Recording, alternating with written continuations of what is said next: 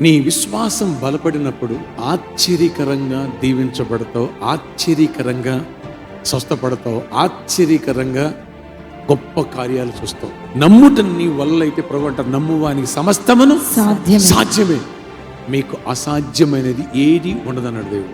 ఈ విశ్వాసాన్ని ఎవరైతే పెంచుకుంటారో వారి యందు దేవుడు ఆనందిస్తాడు. ఈ విశ్వాసాన్ని ఎవరైతే ప్రాక్టీస్ చేస్తారో వాళ్ళ పట్ల దేవుడు స్పాట్లో కార్యాలు చేస్తాడు. ఒక అద్భుతం చూడగానే నీ విశ్వాసం పెరిగిపోవాలి.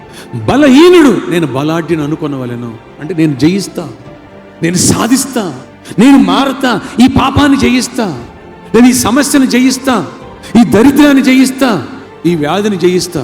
నువ్వు బలహీనుడుగా నువ్వు ఆలోచించుకో, బలవంతుడు ఆలోచించు.